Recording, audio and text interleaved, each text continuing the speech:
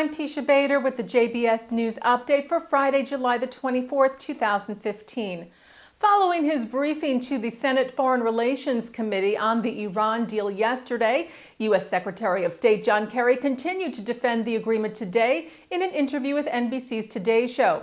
When asked by Today Show host Matt Lauer if the deal would make it more likely that Israel might attempt a military or cyber attack on Iran, Kerry responded that it'd be an enormous mistake, a huge mistake with grave consequences for Israel and for the region, and I don't think it's necessary.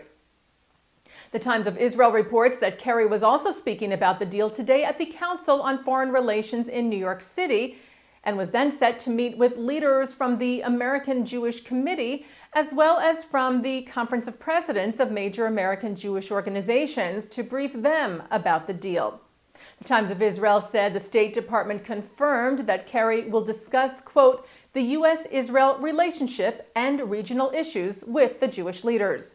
Many Jewish organizations have expressed their deep concern about the Iran deal, noting Iran's history of deception, its sponsoring of terror and threats against Israel.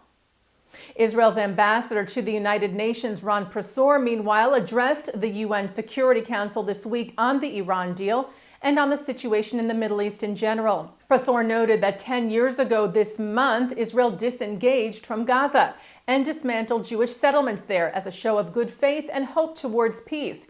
He said instead, Israel has received thousands of rockets and terror tunnels. Prosor said that Gaza was supposed to be a stable model of a self-governing society, and instead it became the model for lawlessness and violence, a condition Prosor warned is happening across the Middle East from radical extremists.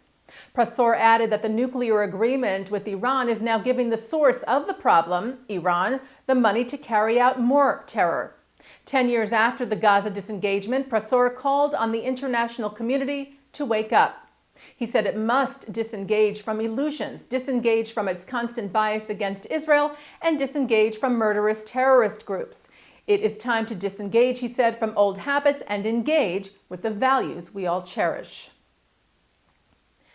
Romanian President Klaus Iohannis signed legislation yesterday punishing Holocaust denial, as well as the promotion of the Legionnaires' movement.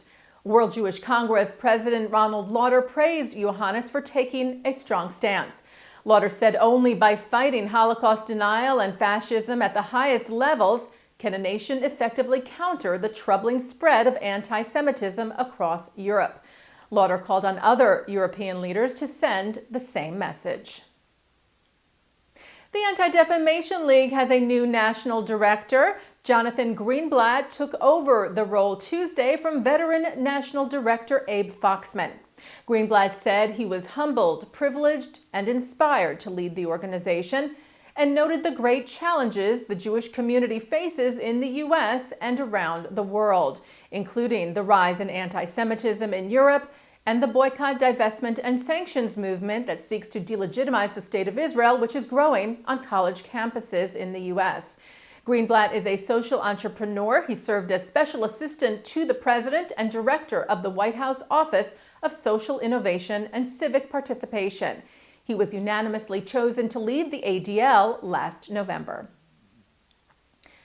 11 Israeli motorcyclists are making their way to Berlin in order to replicate a historic journey made 84 years ago.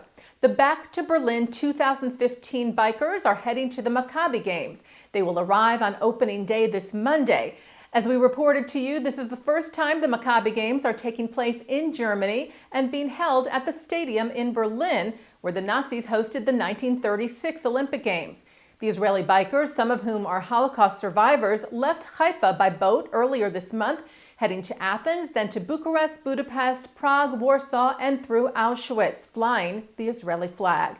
Back in 1931, Jewish bikers made a similar journey to spread the word to Jewish communities of the existence of the first Maccabiah, which was held a year later.